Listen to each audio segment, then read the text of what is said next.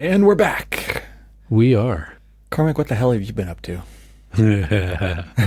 So this is going to be, how long are we going to give ourselves for this episode? Like, let's just set some expectations here. I don't know. I mean, you've got some got? things. I've got some things. We got a lot of things. I'm willing to let you say all the things because you have a way bigger list of on the like Cormac's what I've been up to roster is well the thing.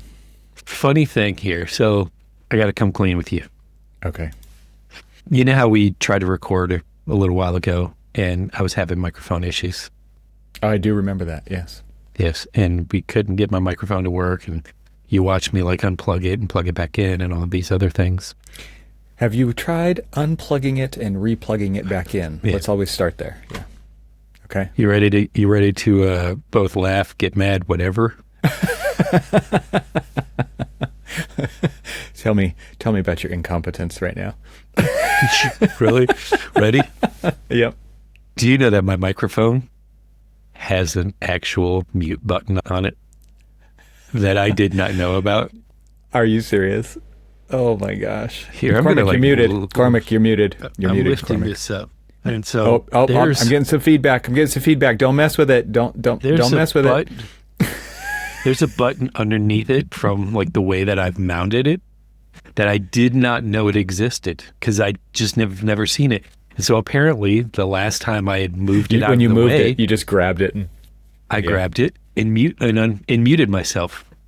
And so here we are, and you and I are trying to record, trying to troubleshoot it and all this other stuff. I'm using other, microphones to communicate with you. And you're like, yeah, this is not going to work. We're not going to be able to record it. Right. And literally, it's because this button on my microphone that I should have known was there, that I did not know was there, I muted myself. Jeez.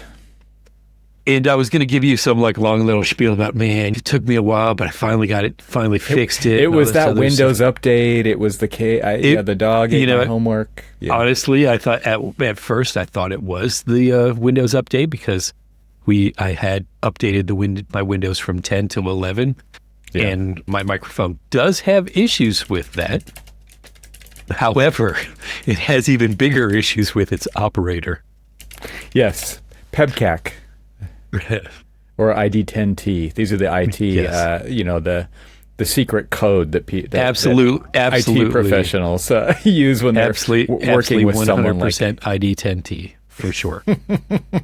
I did it, and I'm like, you know what? I could lie to him and say that, oh yeah, it was Windows and got it updated and it seems to be working fine now. Or I can just tell him, yeah, I was an ID10T.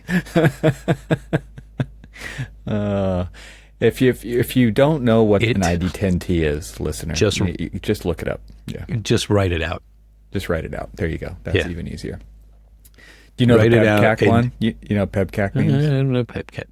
Problem exists between chair and keyboard. Yeah. There you go. Yep. That's another one. I haven't heard that one, but I like that one. I just either go ID10T or user error. Yeah. Yeah. Or you a big dump. Okay, so I think we've buried the lead long enough, Cormac. What have you been up to? Oh, what have I been up to? Because I can't even remember what I've been up to, but I remember what you've been up to. I mean, what was funny is I was actually a saga. I was waiting on this story for your van version and all of that other stuff. Well, that's an episode. That is an episode. And so we'll talk about that later. I think we will talk about that later because that's a show and tell. I think I got pictures. I've got video. I think. Okay, so the short version of that story. So we finished the van build. We delivered the van to Nebraska. It was amazing. My goal was to make her cry. There were no tears. It wasn't. I didn't get the payoff I wanted. So anyway, that's the short version. We'll go into the longer version in a later episode. Don't expect a military personnel to provide you tears. That's what I wanted. Trained to be tearless. I don't know about that. But No, that's true. Go in the gas chamber, Cormac, in your training. See if you can come out tearless. Oh my gosh! Don't even make me remember. Giving you some PTSD flashbacks right now. Yeah. Oh my God! I have never in my life snotted so much, and like from places I didn't know snot could come from. Oh man! Thanks. Where does snot come from? Yeah. That's great. Oh man. So yeah, 6,783.3 miles of a journey. Dude. Of a journey. That's a big one. That's what I've been up to. Yeah. That's a big. So, I mean, let's Cormac, let's lean in. Can you unpack that for me, Cormac? Sure. So every time one of my children graduates high school, typically it's obviously at the end of the school year when the AIA convention happens. And normally Evan and I go to the AIA conferences, and this time you decided not to go. How dare you? Jeez.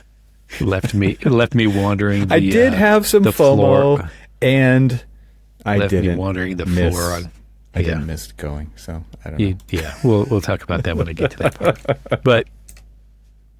But in the past, what I've done is, it started in 2019 when we had the Las Vegas AIA convention, where my eldest came with me and graduated high school, came out to the conference with me, rented a car, and then basically drove from the Vegas conference to Los Angeles.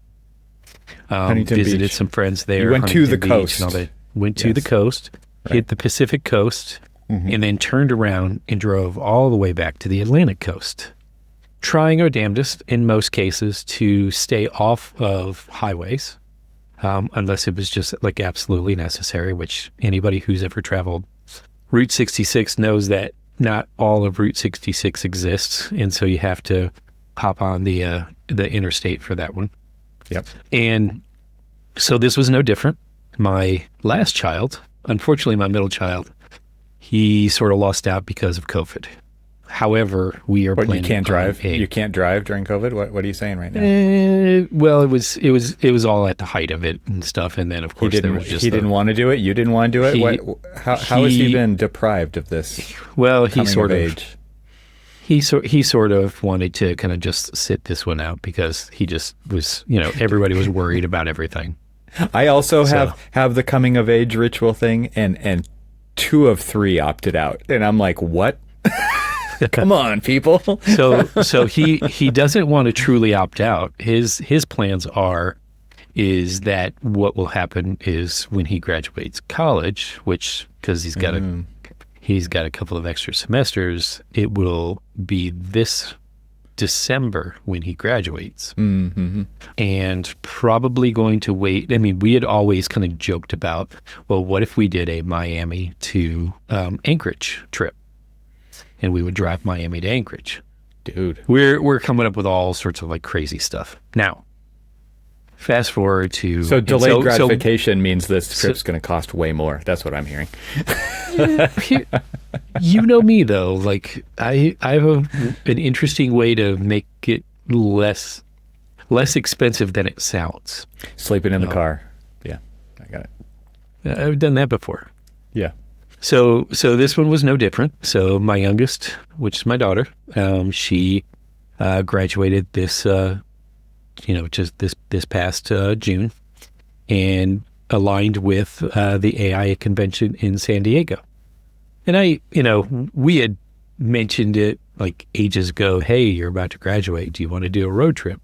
She says, yeah, sure. It was just kind of like so very blasé. So I wasn't really sure if she was into it or not. I totally get that from her all the time, right? Like that's her general response. It's like her general. Exactly. Take it or leave it. So I guess we'll do it. So she came back like as it was getting closer, and she was just like, well, we're doing this thing, right? I'm like, okay. Be like, this is a confirmation that you actually want to do it. Like, okay, well, what do you want to do? And so she's like, well, we definitely want to drive to, San Diego. There's a couple of things that I want to see along the way. And I'm like, cool. Like, let's do this differently than what we did with your brother. Why don't we drive from Detroit to San Diego, and then we'll map out some other things. And so, you've seen the map, you've seen the thing, and you were actually one of the pit stops. But what we ended up doing was we decided to drive from Detroit and go from Detroit kind of as best as we can, try to quickly get to Route 66 as we can, and try to drive as much of Route 66 that exists from where we picked it up as we picked it up in St. Louis. Mm-hmm. Cool thing about St. Louis is we got an opportunity. I got to go back and visit. Let me throw out the disclaimer. This was not an architectural road trip. I'm gonna force you though, because this is an architectural podcast. Yes, those are going to be the main highlights. Stops. Yes, there were some architectural stops for sure. Yes, and much to her dismay. Much to her dismay. And it was purposeful because, I didn't want to bore her. I've bored her enough throughout her lifetime with taking her to job sites. But also she understands you have an architectural podcast and you have to serve the audience. Come on, we need content. But she did say, here, look, this came straight out of her mouth, not mine. Look, she's like, I don't really care, what path we take or what we stop and see. She goes, I know we're going to see some architecture.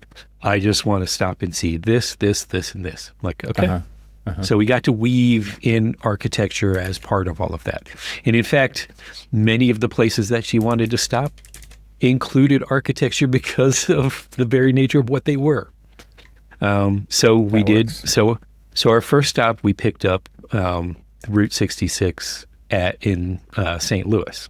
So we drove from Detroit to St. Louis kind of on day one. And because we were in St. Louis, I said, hey, do you want to go to the Botanical Gardens? She's like, absolutely. I would love to, go to the Botanical Gardens. St. Louis Botanical Gardens, oh my God, amazing. Like, Botanical Gardens everywhere are just... Yes. a thing. You should do them. Yes. Now, I will say that the Missouri Botanical Gardens, I should probably call it by its proper name, the Missouri Botanical Gardens, we did the new visitors center there. We, as my architecture firm, Air St. Gross. So. Oh, okay. I get it. Okay. I actually got to go and see this. Funny enough, did not realize that we were actually about to receive a interior design award at the AIA National Convention for that project. Oh. So fortuitously, I sent it to a couple of people that I knew were involved with the project. And they're like, oh my God, actually they were, when I sent them photographs, it had like, the velvet rope, like, stuff all around there and stuff. They're like, hey, can you move those and get better pictures? Like, no, I'm not going to do that. But we got a chance to see that. And anybody who's listening long enough knows that I had a project in St. Louis at Washington University, and went to go and see how that was holding up. Hasn't been that long. Come on, it better be holding up really well. Come on. I mean, 5 years, it's been 4 years, 10 years. No way. Yeah, it's been 10 years, dude, since completion. What? And so in the main thing about that, so you know how I always love to like preach about it's like, if you're gonna if you're gonna do something, especially like, let's just say, and here's what I'm trying to get at, if you're gonna do exterior steel, exteriorly exposed steel, you better know what you're doing, you better detail it right, and you better treat it right. Because we've talked on occasion about things like I went and visited Renzo Piano's building at the Chicago Art Institute and how it's rusting, and the Frank Gehry building right next door and how it was rusting, and all of this exterior steel. And knowing at the time when I was complaining about them that I had not too long in my past had completed one where I had a lot of exterior steel. Thank goodness, 10 years later, still looking good. Nice. Yeah, I remember the comments you had on Millennium Park. Oh my gosh. Oh my God. And thank goodness it was holding up, because I was just like, I don't want to be one of these people who. But I remember you blaming Frank Gehry. You were blaming him explicitly for this. I might have been. Yeah. Well, it's just the fact someone's got to take responsibility for this. Might as well be Frank. If you're going to go through the effort of doing all of that, now don't get me wrong. I appreciate a good Renzo building as much as the next person. But if you were going to spend that much money detailing out, the amazing level of detail that his buildings are doing, and you're going to do exposed exterior steel, or some form of English thereof. Any order that those words could go in, you could pick any order of those words. Yeah. Then you need to make sure that you treat it right, detail it right, to make sure that it withstands Do you all remember of the elements. Gary's building? What's the name of the building at MIT? My gosh, yes. Oh man. Or just go visit basically the Strata Center. Something like that. Yeah. Or go visit any Morphosis building. It's like, come on. Yes. Yeah. Yes. Yeah. And so, you just, if you're going to do that, you better do it right so that it holds up. Because, we talk about longevity of buildings, maintenance of buildings. I mean, how part of the lead tenants is trying to be somewhat maintenance free. And so if you're going to do things like that, you have to do it right. And man, was I But people cheap out all over the place for various reasons. People cheap out. And so I was sort of sweating bullets. I was just like, I'm going to go see this, but I swear. So you already had a story in your mind of how bad it was going to be. Yeah, I was just like, you're like, oh my it's gosh, going to be terrible. It's going to be rust. Yeah. It's going to be like there's going to be holes in it. It's Swiss cheese. That steel is going to look like Swiss cheese. Come on. And though it could probably stand a little bit of a power wash. No rust, no steel, no streaks, no rusting streaks, no nothing like that and stuff. And all right. Enough with your steel story. Geez, this is like the most boring part of this. Come on. Did you not want architecture? Get to the good stuff.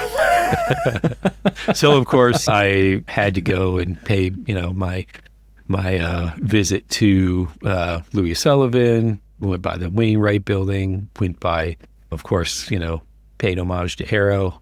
And could not convince my daughter to go to the top of the St. Louis Arch. Are you serious? To save my life. She was like, "Yep, nope." She's like, "I can see it from here." She's like, "Isn't the purpose of this dramatic arch is to see it, not see from it?"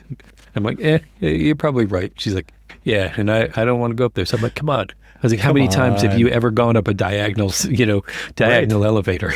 Yeah, in like a little tiny capsule. Yeah, exactly. Oh my gosh, you've been up there, right? Claustrophobic capsule. Yeah, that creaks its way up to the top. There's those little weird pill-shaped 5-seaters.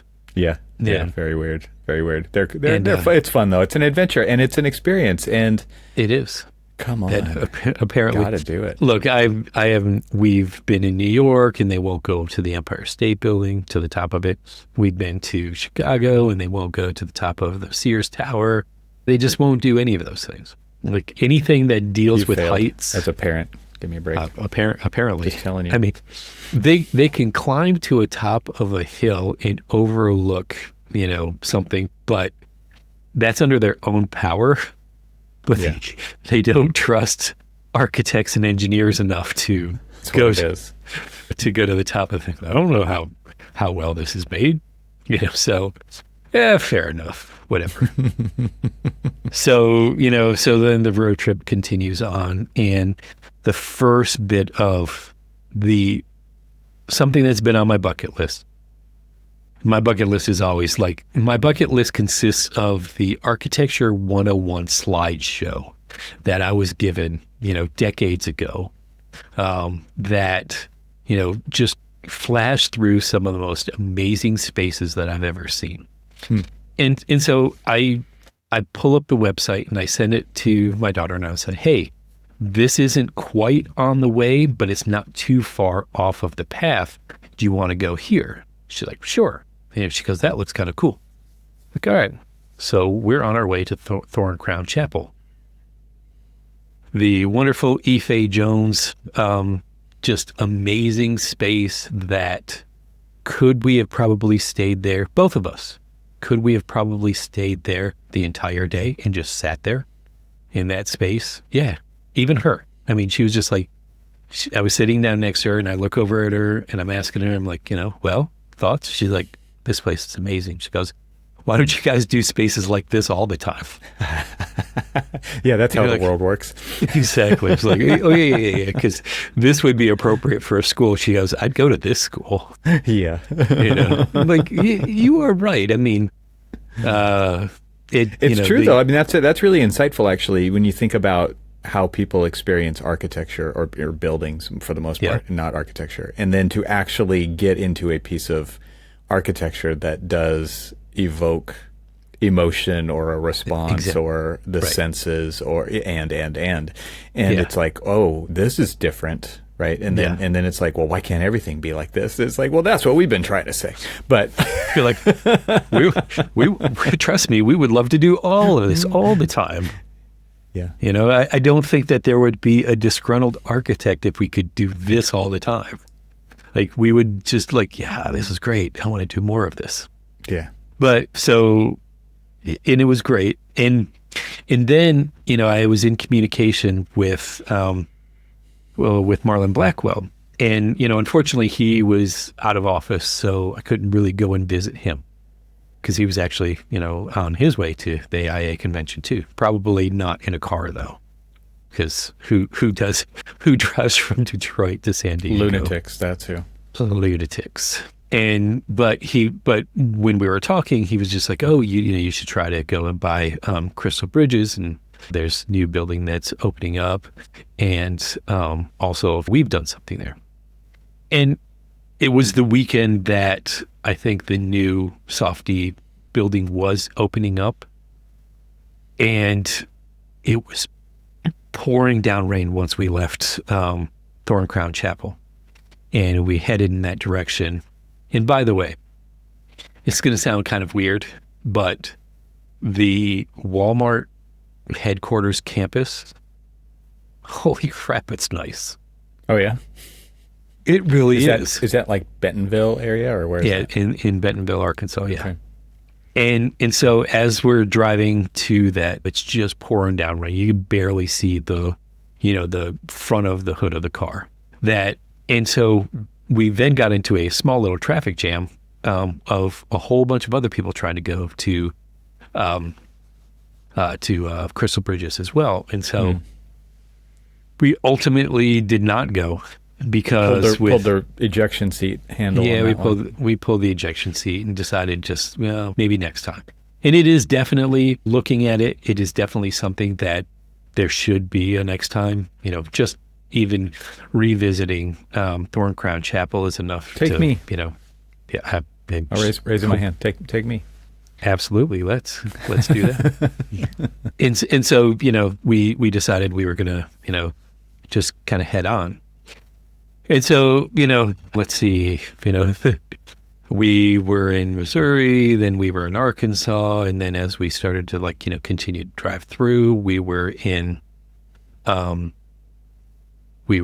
Oklahoma. And so what was amazing is of all of the places, there was only one place that my daughter has been on this trip, and we did 18 states and 10 national parks. And at least half of those national parks I had never been to, which were absolutely amazing. And a few of the states I had never been to. But, the states in the southern states and stuff, I had been to those, but she had only been to Texas because we went to a Formula One race in Texas. But other than that, everything was a new experience, a new thing for her to check off her box of have you been to, because I think there's some stat that says the average American only sees 8 states in their lifetime or something like that, which, oh my gosh, in a way seems unfathomable. Yeah. Because funny enough, I am especially now, on the East Coast. Come on. Yeah, exactly. Come on, people, I am now can walk to 5 states in of the lower 48 states. I am only missing 1 state. Oh, and I was going to do that 1 state. I was going to do that 1 state, but we just kind of, we were starting to get a little road weary. And so we decided to... At mile 6,700? Well, at mile wherever it was that your house is. And instead of going north, we decided to go east. And so... Go through the boring stuff. Yeah. Which, yeah. Quite boring for a while to go east from here. If you recall, so you and I were at a Monterey Design Conference some years ago. And there was this guy who walks up on stage and, he's all dressed in black and he's got some slick back hair and this little ponytail and some glasses, little black glasses and stuff. And we kind of looked at us like, who's this guy? And then he gets up on stage and he introduces himself. Hi, I'm Rand Elliott. Didn't he start with a poem? He started with a poem. Not only do I have it, but I also have a book of poetry and photographs and sketches that he sent me. That was amazing. And so we you and I kind of like looked at it, just like, who's this guy? Because he's so exuded like this almost arrogant architect, but he was like the furthest thing from it. He gave probably one of the most impassioned. I mean, to me, I told you I was just like, some of the best architectural lectures are when you're so like charged up that it felt like a Rocky movie. There's definitely talks like that at the Monterey Design Conference. I mean, and there's absolutely. We need to see about getting there this year. I don't know if it's in the cards, but Tibby Rothman, we need to reach out to her. The Deborah Burke. I mean, she comes to mind. Speaking. Oh, I mean, they were like. Yeah. I mean, we're getting off topic. Meryl Elam was there. If you remember. Right. I mean, there were absolutely some great talks there. But the reason why I bring up Rand Elliott is because as he's going through all of this stuff, he shows this one project that he did that was on Route 66. We were on Route 66. That was the just the soda pop store. It's the soda pop store. So Pop 66. Pop 66. Pop 66. And did you get to see it at night? It's got a 66 foot soda bottle, which is the thing right up front. The iconic thing. And so what we decided to do, and this was a hard choice for me, but it wasn't really a hard choice for my daughter, but it was a hard choice for me. I could have either driven off of our path about an hour and 45 minutes one way. So let's just say 4 hours out of our way, and then just the milling around of that to go and see the Frank Lloyd Wright, the Price Tower. I could have gone and seen that, which I really wanted to see, which means that I have to go back to Oklahoma sometime. But I decided to go to see the Rand Elliott project instead, which, I don't know if we got the full perspective of this project when he was presenting it to us, but the cantilever on this thing. So it's basically this series of like a space truss anchored on one side, pinned in the middle, and with this big, big, long cantilever. 66 feet, probably. No, a lot further than that. Oh, yeah? Like a lot further than that. And it was like, damn, this is amazing. Impressive. And it was extremely impressive. So it's a gas station. It's a soda shop. It's a small cafe. Of course, they sell all the trinkets, for Route 66.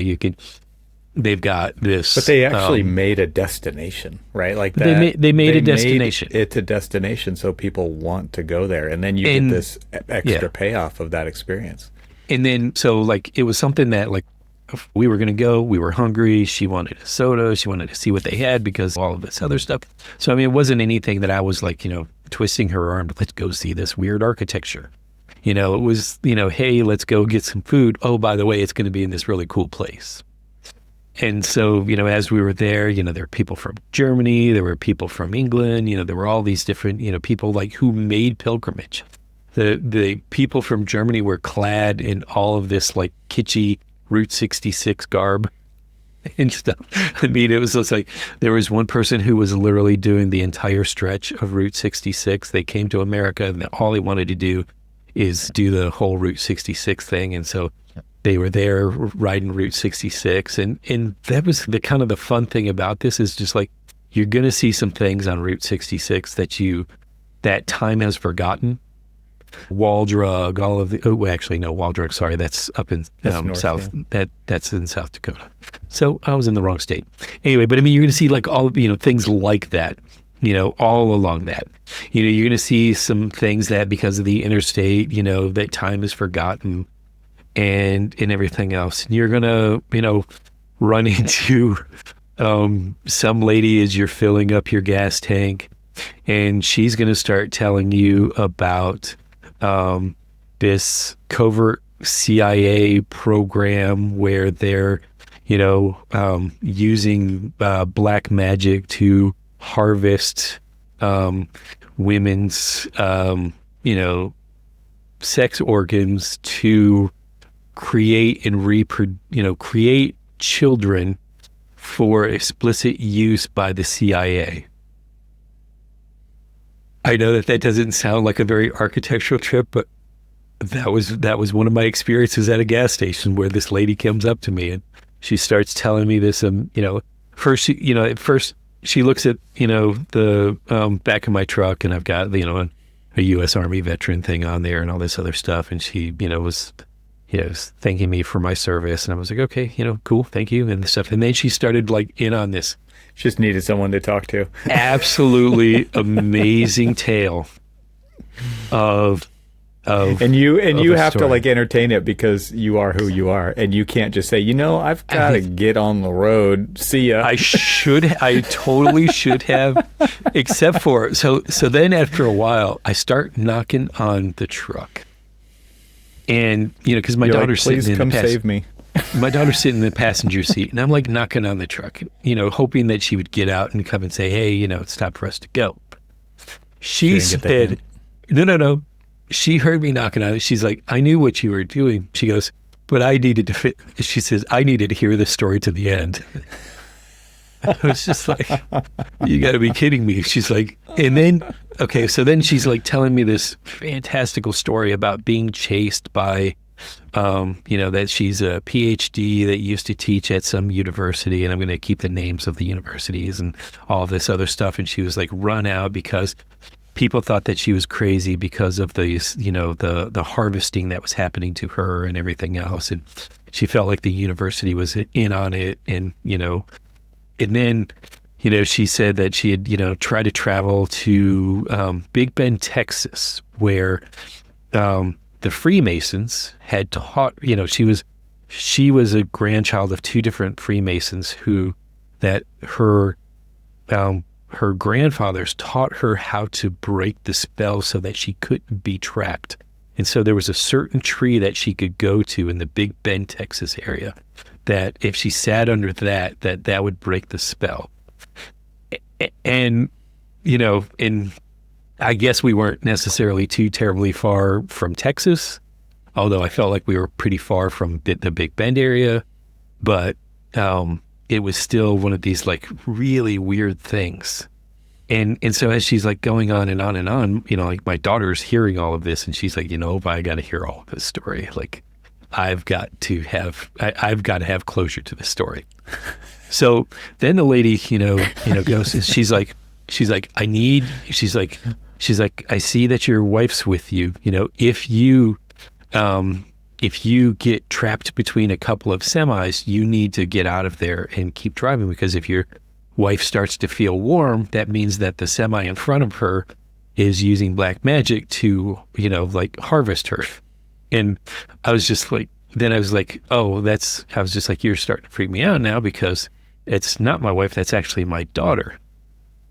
And she looks at me absolutely just wide-eyed. She looks at me and she's like, your daughter? She was like, are you trying to harvest me for her? I'm like, wait, what? Like, where did this come from? And then she was just like, I got to get out of here. But yeah. It was like, I talked to the wrong person. Yeah, apparently. Yeah. So yeah, Cormac, we're 35 minutes in, and we're still in Oklahoma. Let's. It's like, a few states away. I mean, I've already hit a few of them.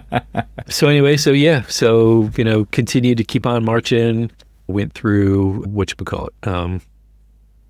New Mexico. Thought that she was gonna like that, but she was more impressed with Arizona. She liked the petrified forest. She liked Sedona. We took then, as we were kind of like heading towards California, we hit the, I kind of made her, asked her, what do you think? Do you want to, like, look, we can, if we turn here, we can go to Joshua Tree, or we can go down to San Diego. She's like, well, and one of my thoughts was, if we go through Joshua Tree, maybe we could also hit Palm Springs, which she was not. She nixed that idea, which kind of depressed me. But whatever. I'll go. That'll be a trip for you and I. Could have gone and seen the Kaufman House or something. All sorts of stuff. There's so many things. Yeah. All sorts of things. Yeah. So as we, so she was like, yeah, I see a lot of people who, have either are like wearing Joshua Tree stuff or, at school and stuff. So let's go check that out. Did you guys go through the north entrance or the south entrance? So we entered in through the south entrance and exited that's a tough way to get in. So exited out through the north exit. Oh, okay. Entrance. Okay. So we went through the whole thing. So you did get to see the rock formations and stuff. We did. Right? We did. Yeah. Yes. Yeah. Because the south entrance is it's a little like a weird way to go in, because it's I don't know. It's very different. You go through like the Cholla Cactus Gardens and stuff like that. Yeah. And which we slowly work your way up. Yeah. We stopped at we stopped at the Cactus Garden, walked through there, took a bunch of pictures and stuff, and I'm trying to, while I'm here, started to get all of at every single stop, started to get the walking stick plates. Oh, okay. I was wondering what those. Thought you were going to start pinning those on your. No, on your so I got a whole, although, yeah, pinning, I should have got some pins too, but, got like a whole ton of new walking stick plates for the walking stick that I've had since I was 18 years old in Germany. Dang. Yeah. That's cool. So it's seen some miles and seen some things. It's seen some things. But, what was interesting about it is like, she was a little like, the Joshua Tree, I expected more Joshua Tree. She goes, if you're going to name this big old park after a tree, there should be more of those. And the road goes by a few of them, but yeah, there's many more.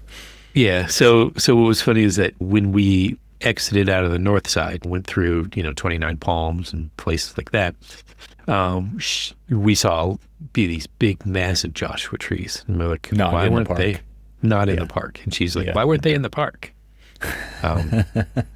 So then we hook our southwest journey, finally got to San Diego, which was, San Diego itself. It was funny. So this was the first time I'd ever been to San Diego. As many times I've been to California, I just just hadn't had the opportunity to get to San Diego. Got close, but not close enough. And I was always told, growing up in St. Petersburg, Florida, that San Diego was a lot like St. Petersburg, Florida, but just bigger. And I'm just like, okay, well, I'll see for myself. I am here to tell you that San Diego, California is a lot like St. Petersburg, Florida, just bigger. It's a lot like St. Pete, just bigger. And so like the whole time we were there, my daughter kept saying, this feels like, this feels like Florida. This feels like Florida. This feels like Florida. I was just like, you better not say that out loud, because I don't think that they'll take offense to it. But we saw both locations are inhabited by many, many, many snowbirds, or people who were sick of some cold weather somewhere. Yeah. Yeah. And, they relocated to one of the coasts. Yeah. And what was funny is like all of the outskirts of the beaches and all that other stuff, felt so very Florida. It really did. So apologies. Without the humidity. Without the humidity. I will give you that. And although, speaking of humidity, while we were in Joshua Tree, I think it was about 110, according to the truck. Okay. And we got out and we were walking around, and my daughter was just like, so where's this dry heat that they're talking about? She's like, this is bull.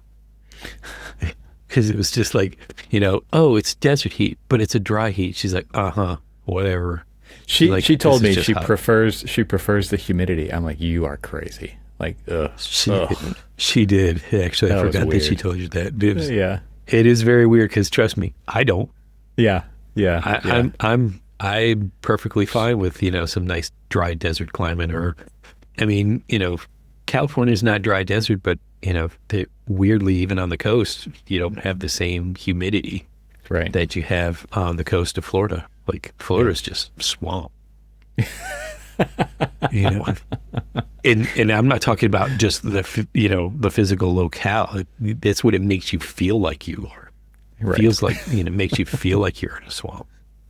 But yeah, I will say this. So there were some few things I was going to pull like a fast one on her and just say, oh, look, by the way, here we are at Archispeak. Here we are at, Taliesin West.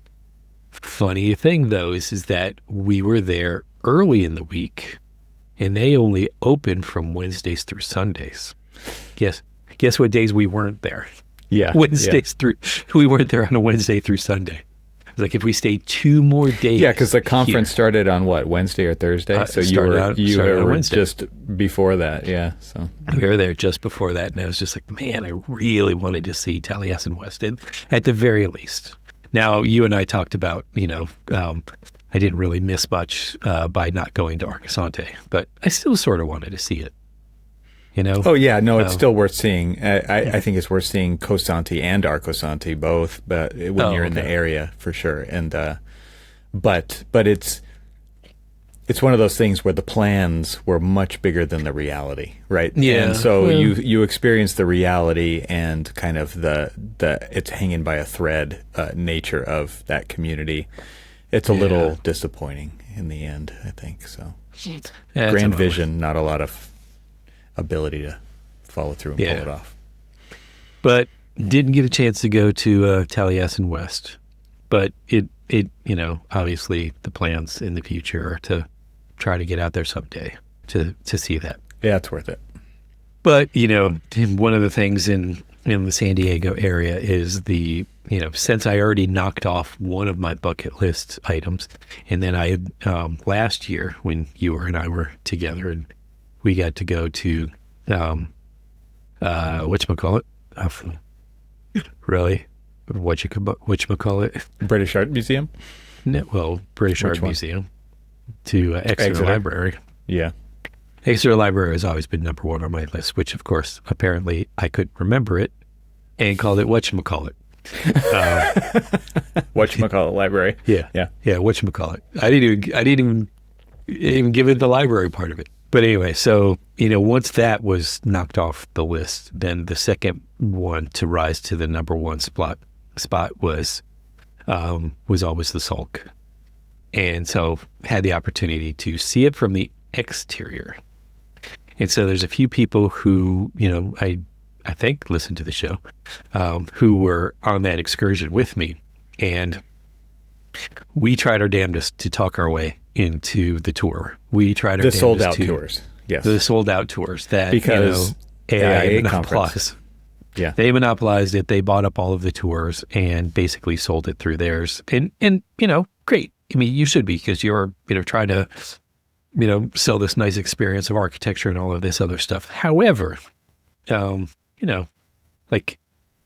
it was not packed. It was, it was not this massive, a large amount of people there and stuff. I mean, I could see if the entire courtyard was completely filled, wall to wall bodies. No, there's 25, 30 people on the tour. And so we were just like, come on, we're just 5 people, can we get on there? And my daughter, so here, I got to tell you this. So for days I've been meeting, we started the convention. It's been meeting up with people, talking to people. Some of the after party events I took my daughter to, took her to the Auburn alumni event, took her to the Entree Architect event, took her to a couple of different things. And every time I was talking about the Salk Institute, want to see the Salk. Everybody oh my God, he's talking about the Salk. I want to go. Or, it's amazing. You should definitely go. I saw it and it's, incredible. Everybody that I talked to lit up. Then then we get there. And so my daughter has heard her father talk with all of these other architects, and all of these architects are glowing about this building. Like, love this building, want to see this building. It's an experience of a lifetime. She says, wait, the parking garage, we're going to a parking garage? And I'm like, it's not a parking garage. It's, a concrete lab building. She's like, yeah, well, it looks like a parking garage. Like, you suck. Well, and to be fair, she didn't get to go into the courtyard and didn't get to go into the courtyard. Through it and under it and all of those things. But from the outside, it's just kind of. But I mean, it's like the British Arts Museum from the outside. You look at the outside and you're oh, that's a pretty boring thing. We got to go to space, a lot of different places, and really kind of experience at least the wrapper and stuff. And we did get a chance to kind of peer up over, I climbed up a few things to get to see into the courtyard. And so, if anybody ventures over to my Instagram, they'll be able to see pretty much this entire trip and the photographs from the trip. And see what I could see it, Now, is it, peering down the channel, towards the water in that iconic view? No. But, I think that's when you actually start to get it, right? It's like, yes. because looking into the courtyard as a non-architect, I'm talking about from her perspective. Okay. Okay. Fair enough. Yeah. Yeah. Because for me, so we're, walking around with, a handful of people, and we're sitting there, we're chatting, we're talking about the rigor of the detailing and all of this other stuff. And oh my gosh, look at this. And oh my gosh, look at this. And she's just looking at me like, are you kidding me? This is like, it's no Thorncrown Chapel. That's she's like, exactly. She was just like, I liked that, place, but this, it's not Pop 66. Right. She's just like, my gosh, this is like, and she just kept hearing me wax poetically about, oh my gosh, look at this and this and this and this and this. And, we're sitting there talking with, all of our different friends about, the architecture and stuff. And, weirdly, we walk up and, a friend of the show and just a friend, Michelle Hoddle, who graciously let us, stay at her house. She was just like, hey, Cormac, guess where this guy's from? And I'm like, of course, out of the blue, some random guy. And I was like, I don't know. She's like, he's from St. Petersburg, Florida. I'm like, oh. And then, so we started talking, St. Petersburg and all that other stuff. And I even said to him, does San Diego feel like a much bigger St. Pete? And he's like, yes. I'm like, all right, I'm vindicated. So again, sorry to all of the San Diegoans or whatever you call yourselves, but you feel like a big St. Pete. And so we started talking, we started walking around and stuff. And I tell you, I keep having these weird little things happen. And I'm going to start with this story, and then, hopefully once we get to the very end, if we ever get to the end, if I ever, can get to the end. Just so people know, they can pause this podcast and pick it back up later, right? Like that's the beauty of podcasts. Yeah. So just put the disclaimer in there. But this is the start of the story. So here we are, we're walking around, and there's this younger, more recently graduated, architect who she was there.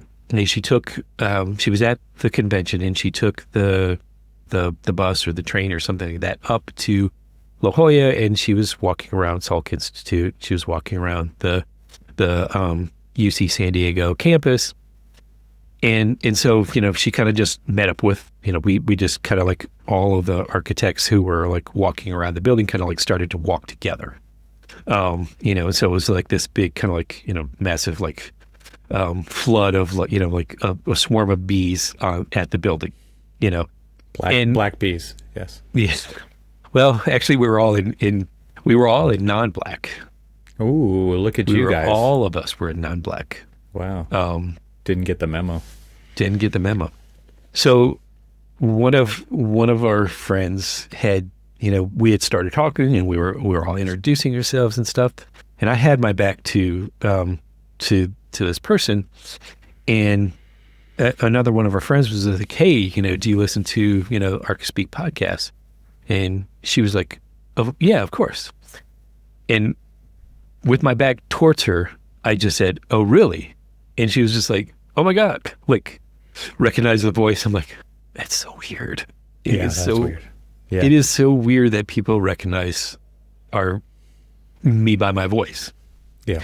And so, we just like walked around and we talked and stuff. And like, it was so funny. It was all of these older architects giving this, younger, new architect, like advice on how to take what to study for the test and how to take the test and, what's important with your career and all of these things. We were just like, dumping wisdom on her and whether she wanted it or not, which was just kind of total unsolicited advice and all this other stuff. And, we were walking around to try to get like, pictures and stuff. And so like, she was like, if they're going way over there and trespassing, then I guess I can go over there and trespass, just teaching her the bad habits of like the trespassing architect. Acting like you own the place. Yeah. Acting like you own the place and stuff. Yeah. And so,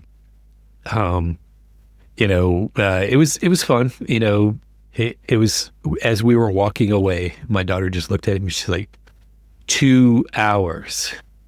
We were here looking at a parking garage for 2 hours. I told her Rand Elliott's got some pretty cool parking garages. Yeah. I was like, you know what?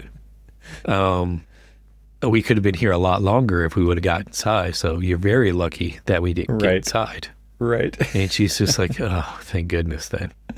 And so we went around and we kind of toured some really nice work on the UC San Diego campus. Some you and I both did, higher ed. I still do, higher ed. I actually work. Have a project there. Yeah. Do you? Which project do you have? It's the Rady School of Business Management. Yeah. I don't call. It's a very pointy building. It's a very sharp, pointy building. Yeah. I remember a sharp, pointy building, but the one sharp, the one pointy building. It points right down the middle of the Salk's courtyard from way up on the hill. Yeah. So like you can actually stand out on like the bow of this ship. There's like these balconies that go up on this really sharp edge at the very leading. It's pointing kind of southwest towards the Salk, and boom, right down. It's pretty cool. Can you see the courtyard? You can. Yeah. It's way up there. It's way up there. You could have told Salk me is a about postage this. stamp from up there. Yeah. Yeah. Could have told me this. I'm just giving you reasons to come back. Absolutely. But of course, got to see the Geisel, which was absolutely amazing. I know that you. What did she think of that? She didn't make the trek from the parking lot to the. She stayed in the car to stare at her phone. She stayed in the car. Oh my gosh. Well, I'll be nice to her. She has actually had a headache. So she put up a lot with you guys. She put up. I think all of us gave her a headache, but she was just like, this is I got to rest for a little while. I'm like, okay, fair enough. My body, my body's got one more brutalist building in it. So, trekked up. The campus There's always room for another brutalist building. Yeah. The campus was a little rough to get around on that particular day because it was the commencement. Mm-hmm. And so, there was all the families there, and I didn't want to get in the way of the families and their celebration of, the achievement of their kids and stuff. And so, although funny enough, literally everywhere we went, I was anybody and everybody's family photographer. You just signed up for that job. Well, okay, so one of the things is when, you're walking around with your big camera, right?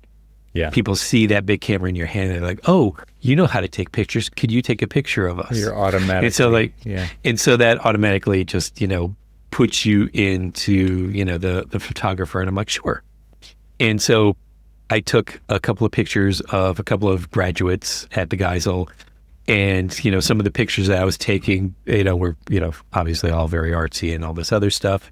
And they were just like, oh my God, these are amazing, And then one kid said to his dad, he's like, why couldn't you take that picture? Like, that quality of picture, I guess. I'm just like, dude. Throwing shade on dad. I know, right? I was just like, Dad just paid your way through school. So chill out, kid. Seriously. And like, all the I think it started I hadn't gotten there yet, but like when we got when we left your house, the national park that we went to immediately after we left you, man, like I went the entire rim of that thing and taking pictures of other people's families for them, and but it was good because like all of them turned out great. I took this one picture of this one family, and, the lady was like, oh my God, this is like worth framing. Like, cool. But, so then we started, here's my Venmo. Yeah. Oh, you should have. I should have, but whatever. So then the plan was to basically, once we left the conference, which, we can talk about the conference. I mean, we've talked about the conference a lot, in the past ones, but a lot of like the great things about the conference are obviously always the networking, the meeting up with your friends and, meeting new people and all that other stuff and extending that. Beyond that, honestly, there was a lot of complaints that I heard about the keynotes, all of them. I was in 2 of them and they aren't quite wrong, in their criticisms of the keynotes. Mm-hmm. They didn't seem to connect well with the architecture community. Even, if you remember when we went to the one, it was Boston, right? The one that I was sort of complaining about. Oh, why are we, we rushed to get to that one. And then I was like, oh my God, this was like fantastic. That, we even had, like Pete, Buttigieg, at that one. Pete whatchamacallit, that's his name. Pete whatchamacallit. No, Pete definitely has earned his last name. But anyway, but none of them really held candle to any of the ones in the past. So it was a little disappointing for those, that who were there for the keynotes, because there was a lot of people who left a lot. I mean, I was coming in a little late to the opening one, and there was a lot of people coming out of it. I'm like, is it over already? I thought it just started. In the hall was still full-ish, but not like packed. There was like, at least what I felt like was like a couple of thousand people who had already left. And I was just like, damn, like. So the moral of that is you've got to engage people. Yes. ASAP. The moral of that is like 30 seconds. Exactly. And if you don't. And it wasn't. Yeah. And it wasn't. And then the few that I saw, and I'm going to just keep them nameless for now, but because I can't remember the whatchamacallit keynotes. Yeah. The one thing is that one of them, I was like, I realized that I should have left earlier, and then I could have gotten across town to go to the, I don't really know what it's actually called, to be quite honest with you, because I don't expect that I'm ever going to be a part of it, but the ceremony where they elevate the fellowship. The fellows, the fellowships of the ring, of the AIA ring. Mm-hmm. But we had, our real good friend Laura Teagarden was elevated to fellow. Client of ours at Air St. Gross was elevated, and then there was just a few others that I've, had passing, meetings with and stuff that were there. So it was actually pretty cool that, in the more recent years, I actually know people who are getting like elevated to the College of Fellows, which is totally cool. It's like, oh my gosh, like I told Laura like ages ago, we were at a AIA event and she was in DC and we were at the national headquarters. And we were talking and, I said, you're not too far from, getting that F. And she's like, whatever. And I'm just like, no. I was just like, you're going to get your fellowship a lot sooner than you think. So the first thing that I said when I found out that she got elevated, I told her, I was like, told you so.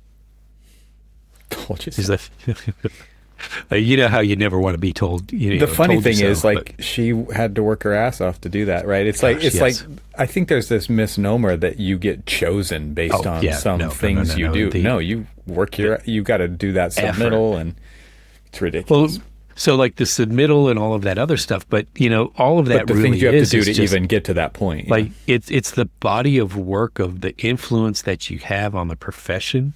Mm-hmm. To then wrap it up in a package and show them, hey, look at what I've been doing for the profession is just incredible in its own right. We should give ourselves an F, Cormac. I think we can be Archispeak if we wanted to, right? I think, yeah. I mean, just throw an F in front of it. We put Fs on things. That's what we're architects. We put Fs on things. People have told me to F. Anyway, sorry. What? I think that's our style. Yeah. That's more our style. But yeah. So I mean, the conference itself was. I mean, I enjoyed it. I don't not enjoy any of the ones that I go to, and again, a lot of people ask me why we go to them, and it really is about like it's about the people. It's about the Salk. I mean, it's about the parking garages. So and then it's the Salk. I heard next year it's going to be back in Philly. It's going to be back in Philly. Yeah. Freaking East Coast AIA conferences. Jeez. You know what? I guess I could have gone to the West Coast one. I shouldn't complain. Exactly. You could. I mean, it was there. I could have been in my time zone. You absolutely could have been. So piss off. Okay, so here's the thing that happened this time that I missed out on. My alma mater had an alumni meeting for like the first time ever, maybe? You did? Yours did, yeah. In fact, I missed that, and not only did I miss it, I didn't even know it was happening because no one ever emailed me, and I'm not hard to find. I don't get it. Yeah, I was just like, I mean, Evan just kind of dropped off the face of the map. Where'd Evan go? Like, I don't, no one knows where to find you. So, yeah. I thought, in fact, we are a very what's the word? Disorganized group of people. I think I met a couple of Cal Poly proponents. I'm sure you have. Above and beyond you. Although I will say that one of the things that made me feel a bit special is that I had a couple of good meetups with some of our friends. Your friend, your birthday friend. Oh, nice. I didn't get to hear about that. Yeah, I know. Brett came down and hung out with me for a little while. Cool. And got to meet up with a couple of the. I mean, it's so funny. Is like every time I'm on the West Coast, it seems like I meet up with that. That contingent. A group of people from your old firm, right? And so we got so we met up and chatted and all that other stuff and hung out for a little while, and so that's always cool. So again, those are my some of my favorite things about that. Got a chance to walk the floor and see everything and see everybody that I wanted to see. Other than the most heard thing that I was like, where's Evan? Which was like what I heard most of the time is, where's Evan? I'm like, I'm just doing this one solo. I had to answer for you so many times. I guess so. Geez, you're the default answer. Yeah. And so, but It was cool. And remember the little coffee cup that Anderson Windows gave out last year? This year they gave out another one, but it was orange. And so I missed out on that. You got an even better version of the insulated espresso mug. Yes, even better than yours. And where is it? I want to see it. I wasn't going to share it with you. Yeah, it's actually just out of camera. So, but yeah, all right. I was going to take yours this time because I gave you mine last year. Right. But then then it was the slow roll up to basically go to your house. But the slow roll was through, right. It's a short drive from San Diego to here. It's not that far. Why? It's just one state. Why? Does the West Coast and the states west of the Mississippi feel it absolutely necessary to be so god-awfully big? There's no reason. Was it you who said if you look at the map of the U.S., it would look like we actually settled originally on the West Coast and worked east? Or was that somebody else? The idea of the way the land has been divided up is very odd. It is. And, I think at a point they just kind of gave up. They're like, whatever. It's, what do you, how much land do you want? You could tell their attention was waning. Yeah. I think somebody had to have been pissed off at Idaho because of the way that they shaped it, because, there's the little panhandle up at the top and then it kind of top of the boot. Yeah, exactly. It's just somebody must not have liked them. But I saw this map and it was a political map and they were talking about alignments and all this other stuff. And they were just look at all of the, this, and you claim that this state is that political affiliation. And it happened to be about Oregon. And it showed, one political affiliation, dominating pretty much, actually just west of you, because your area was one political affiliation, but then all the way to the border. And they're just well, look at that. And I'm thinking to myself, yeah, look at that. Have you driven from your area to the eastern border? There's nothing there. There's nothing there. Yeah, quite recently, actually. I mean, I was going to say beautiful scenery, but nothing there. Kind of. Depends. Yeah. It depends. There was a lot of these really weird encampments of what I was kind of calling the modern day kind of wagon circle, what I'm talking about, so it's just these people who've got all of these RVs pulled way off into the high desert, and they're just park them in a circle, and you can tell that the RV's been there for a year or two or more and more, and they slowly improving it into kind of this very rustic camp. But there's they dot the landscape all over the place, and it's just I was is that the demographic they're talking about? It's still kind of Wild West. It is very Wild West.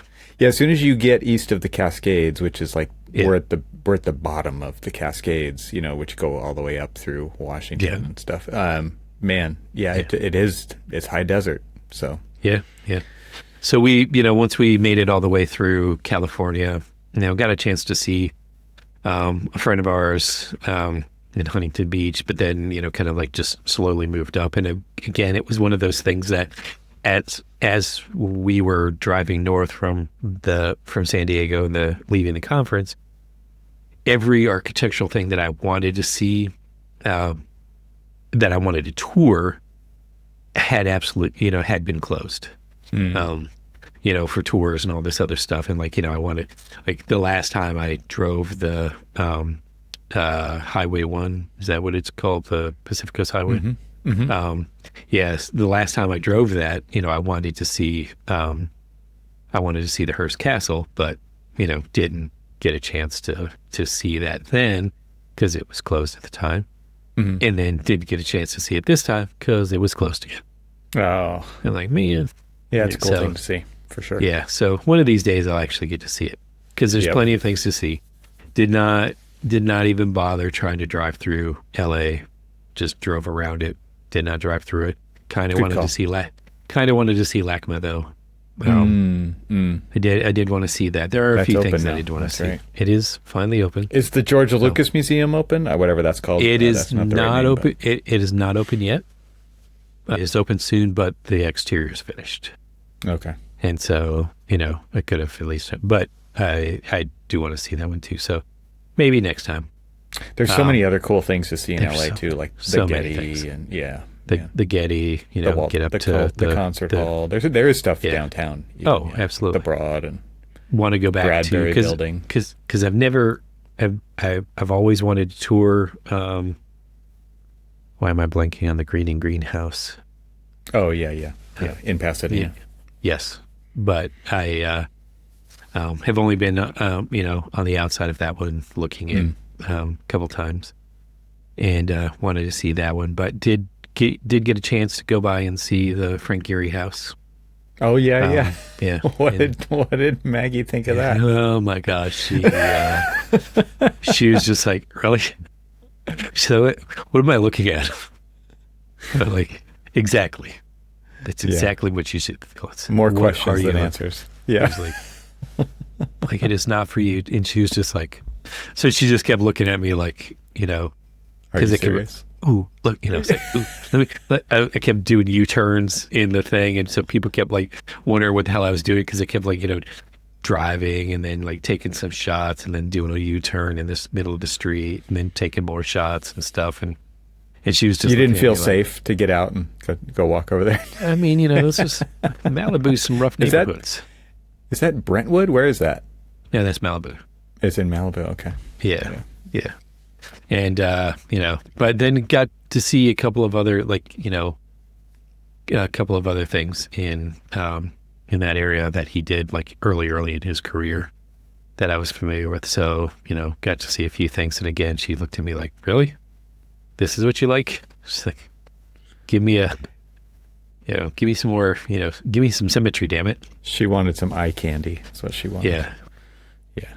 Yeah. And then, architecture has depth. Let me I need to have a serious conversation with your daughter. It's not just all on the surface. Jeez.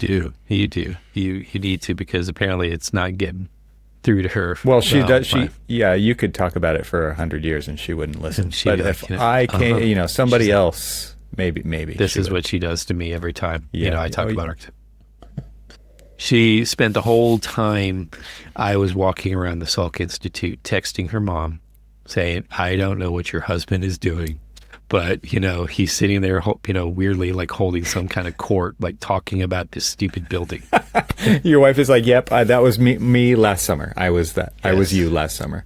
But see, because you were there, in a couple of those, that she actually appreciates that stuff, though, a little bit differently. She's either just said, well, your wife is more mature. Yes.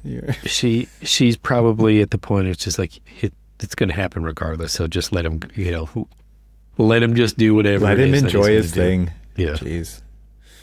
She's actually found out that like, if I'm driving down the road, I'm like, ooh, look at that, and, like almost steering off the road because I'm like staring at something. She's like, I know, I automatically know you're not like checking out some like, woman or something. She's like, you're checking out a building or a car. Like, yeah, you're right. Yeah, you're right. Yeah. She's got your number. Yeah, exactly. But, as we started to kind of like head west, you told us that we should see Crater Lake because we had already seen a crater down in Arizona. That's right. Yeah. You can see a nicer looking crater. If you're out collecting craters. If you're out looking at craters for just any random reason why you just said, hey, I want to look at a hole in the ground. Yeah. There is the hole in the ground in Arizona, which is a meteor crater. Yeah, I was going to say they were formed in different ways. Yes. Or you can go to Crater Lake, which is a volcanic crater. Mm-hmm. And oh my Lord, that place is amazing. Isn't it? Yeah. It's pretty cool. Yeah. And then we were, after we did that, we're driving through the high desert and all of this other stuff. we get into Idaho forever. And again, understand, we rarely took the interstate. We were driving back roads the whole time. But, here we are tooling around 70, 80 miles an hour, in the high desert and stuff, taking all these pictures. You know where it's going, right? Yes. Because you already know this story. Mm-hmm. So, when we got to our hotel for the night after, going to Crater Lake, we tried to drive because we had like certain destinations that we wanted to go to. Like, hey, next stop we want to go to is we want to try to get within 2 days from Crater Lake. We want to try to get to, see what we can, stop where we can and experience a few things. But, ultimate goal is within 2 days, we'd like to try to get to, like, say, Yellowstone or whatever. And so that was like the next stop was Yellowstone and Old Faithful. And so when we stopped, we we kind of like collected all of our stuff. And normally I'm putting all of my things, in just like a little small bag and taking it in for that. Normally I bring in my, bring in my computer, bring in my iPad, bring in my, camera and phone and all that other stuff, make sure I've got all that stuff, right? And so, for some reason I didn't see my iPad. Not a big deal. It's got to be in the truck somewhere, lock it up. We're cool. This is, doesn't seem like a very bad place. So let me just go ahead and, so we do that. Not a big deal. We get up, have breakfast, we start, our drive. Really, really windy outside, as it's really windy out west and really, really windy outside. Hit the interstate because this is the only time that we, between Idaho and Montana, Wyoming areas, was the only time that we actually really took the interstate until we got, like in the home stretch.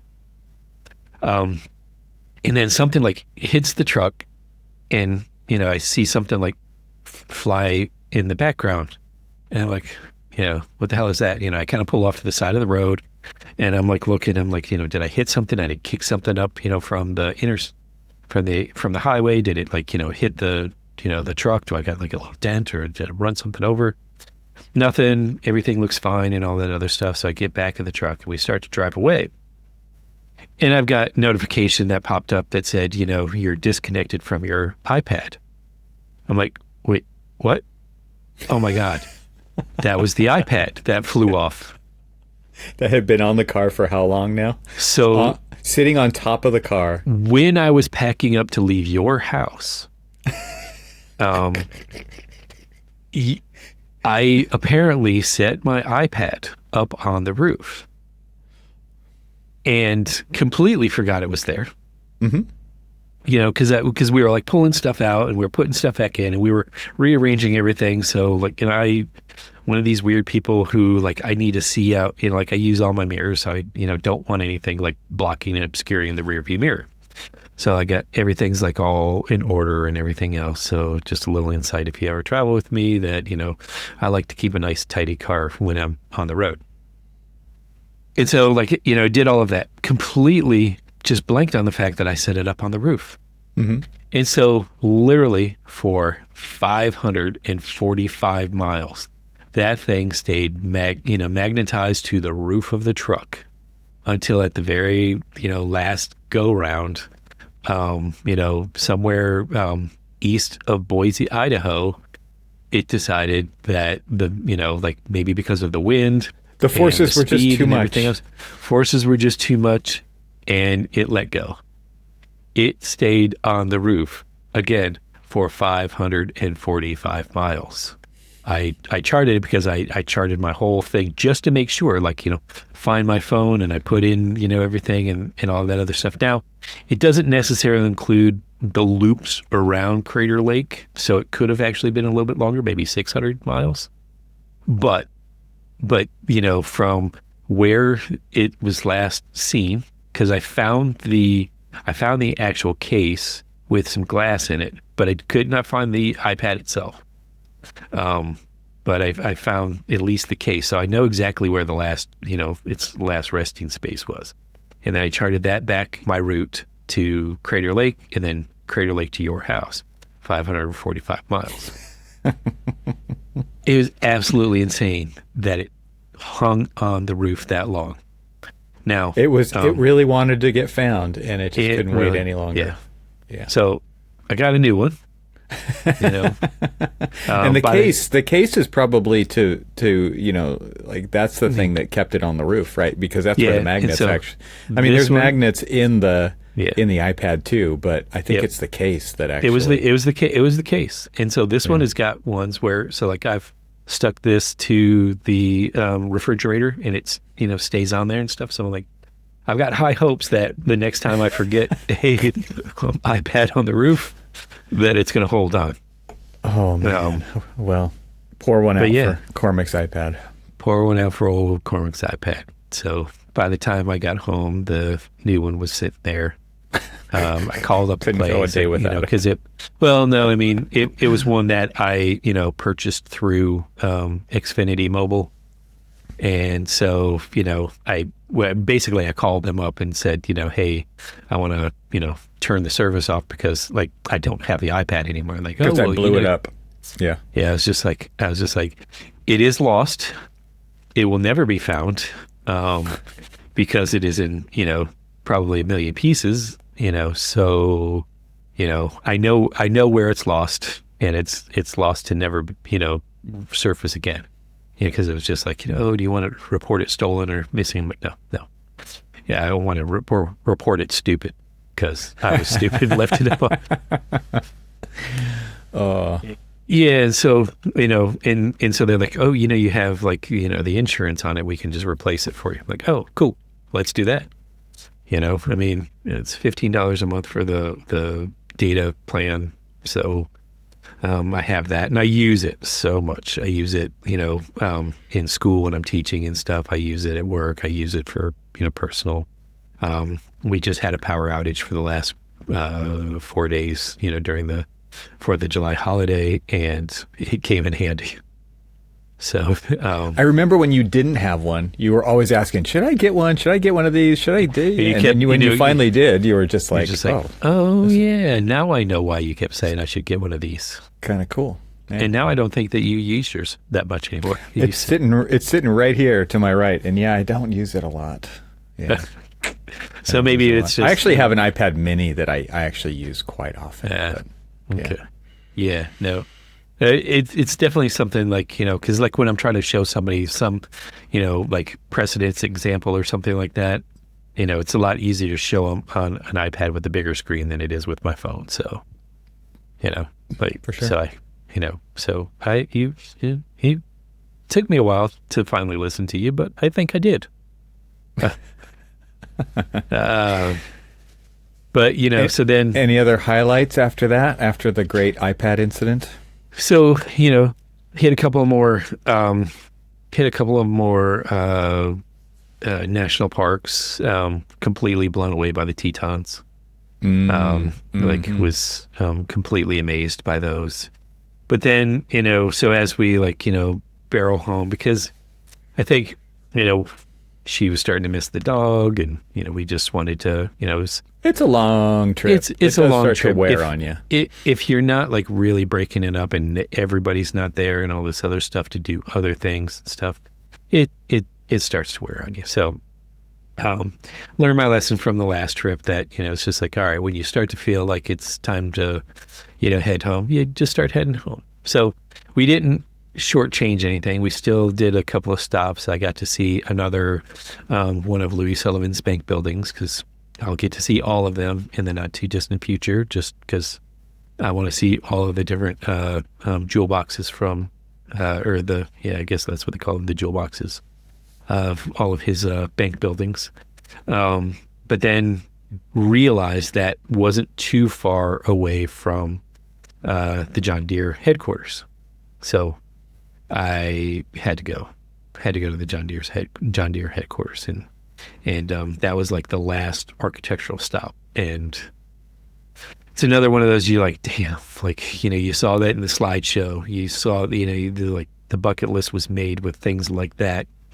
When you were, in architecture, the formative years, the formative years when you were like learning about all of these things, and you're just like, I mean, the level of precision and detail of, all of these different projects and things, and you look at it, and I will say this, and you can attest to this because you were there, but I can attest to the fact that Iowa is definitely a architecture-rich state that is definitely worth exploring more and more.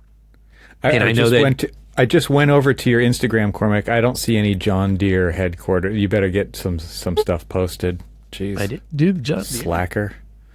Nope. Man, how did I miss that one? Okay, well, I guess I got to figure that one out. Better do this. Better get on that. I want to see it through your eyes, Cormac. Yes. Wait a minute. You're right. do it live. real time updates. You lie. It's here. It is? What is it? It is the one that when you look at the picture of it starts with Welcome to Iowa. It's in that series. So you get to see I didn't know that these were a series. Okay, I was just looking at the grid. Okay. Oh, gotcha. Yeah, no. Okay, I gotcha. Yeah, no, they're series.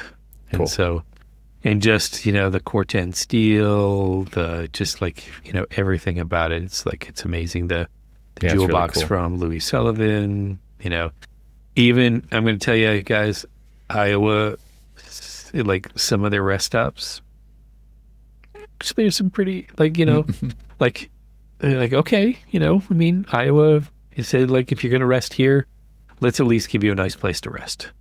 Exterior-wise, interior-wise of some of those, they're like, okay, you spent a little bit of money at least in here.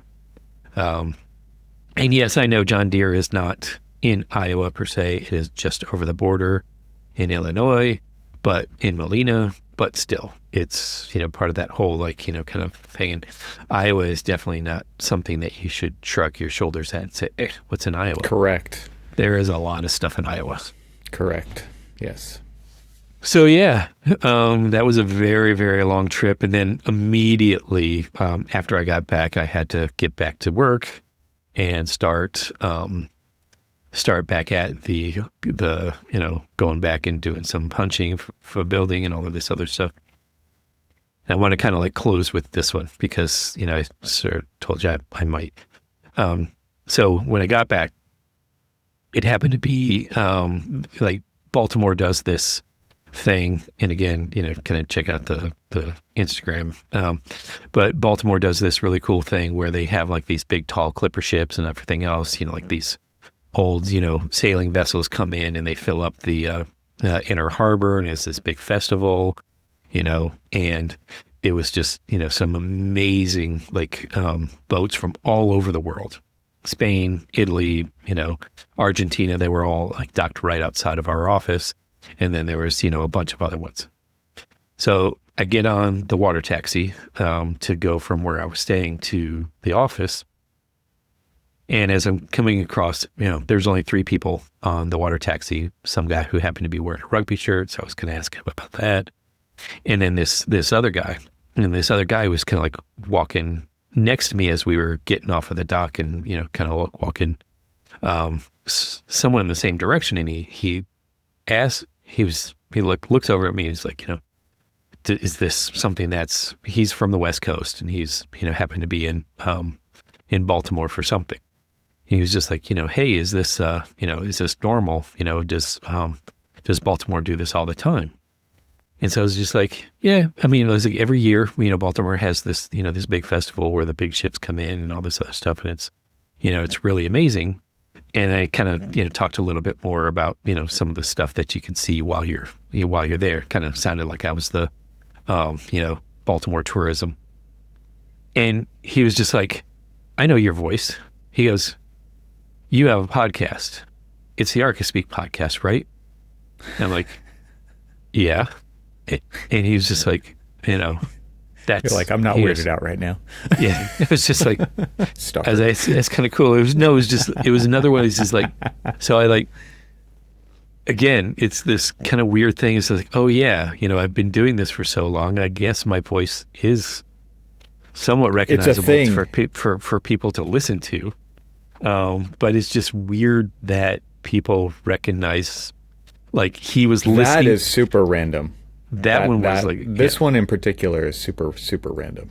It was just like, and he was he was a structural engineer. He left structural engineering and now he's in, computer coding and all the other stuff, which is somewhat adjacent. Wow. So I was gonna, I told him that he needs to be listening to to the Troxel podcast as well. For some of the same things, but it was so weird. It's just like, I don't know how many times I'm gonna hear and get used to or not get used to the fact that people can recognize my voice. Yeah. So just wanted to close with that. Podcast famous. Just wanted to close with that somebody recognized, another person who recognized me because of my voice. Wow. That's a lesson for you people out there. Just do a podcast for 14 years. Someone will notice. And then somebody will notice. Good job. Well, I'm glad you stopped by on your long, busy trip. It was not long enough. So it is definitely something that is going to have to happen again. Except for this time I can ditch the daughter and bring the wife. Yeah, I mean, it was cool. It's great to have you and to have, I mean, your daughter too, right? You mean you both? Yeah, it was a way to kind of take a load off and get to hang out for a little bit. Yeah, and then see the Troxel homestead, which is amazing. I even got to see the thickets of poison oak that you suffer with every single year since you bought the thing. I probably have poison oak right now. Yeah, you probably do. Yeah. It's almost blackberry season. It's about here, so you missed out a little bit. But we've got loads and loads. But I'm sure you're probably going to traipse in there to try to get them, and then get hit with some oak. Because there are some intertwining going on there for sure. And I am some still intermingling. I am still waiting for someone to share a chocolate sesame. Is it? The recipe. Yeah. Okay. The recipe. So yeah, the story here, people, is that Cormac, my wife, made these cookies with black sesame seeds. So these look like they're literally like dark black cookies. It's not like it's not an appetizing looking cookie, right? So my wife offers one to Cormac, and Cormac's like, "Oh, it's black like my soul. Yes, I want one." Right? Yeah. So I told her that you asked about the recipe, and she's like, "Oh, he'll never make these." She told me the process. So I'll explain the process at some point to you, because it's very involved. They sort of look like this. Like a lens cap. Here's a lens cap. Like that. Like dark black. Black sesame seeds are the main ingredient because longevity. But yeah, she's like, "Oh, he'll never make these," because the process. It sounds very involved. It's like it takes like 5 days to make these cookies. So. Oh, jeez. She might be right. Yeah. So I made it. Just have to come back out there and get more. Yeah. You got it. That's a good reason to visit. There you go. All right. I think we should call this one. This was Cormac's epic 2026 road trip. 6,800. What was the number of miles? 6,783.3. But nobody's counting. 6,800 miles. I'm rounding up, just like Han Solo did with the what was that? The Kestrel run. Yes. Yeah. So, all right. Until next time. And so if you guys traipse on over to the old thing, you can see the full route and the Instagrams, and you can follow along with the thing. And I actually even got, for a Jeep Grand Cherokee, some reasonably decent miles per gallon, which is not anything that you normally say with, any of the Jeep products. True. The Jeep products. Now, known granted, for efficiency. now, granted, you'll say, you only got 24.4 miles per gallon average across your whole entire trip. But think about this. I was driving through the mountains a lot, and so that, wreaks havoc. Cormac, this only matters to you. Nobody cares. Only matters about your gas mileage. Bet they do when they keep, when you look at the gas prices in old California. Oh my gosh, the gas prices. Yeah. Yeah, I don't miss the them. most that I spent for a tank of gas was $133.31. What was the per gallon? Like 6 something then? It hurt me. It hurt your soul. It just hurt my soul to even see that. So I was like, no. God, it was had to be almost $7 a gallon, is my guess. Yeah, ridiculous. It was ridiculous. It was really ridiculous, and it was just like, geez, it was close to $7. Yeah. Ouch. Yeah. All right. Yep. Well, until next time, more adventures. Well, thank you very much. Thanks for listening, everybody. See you in the next one.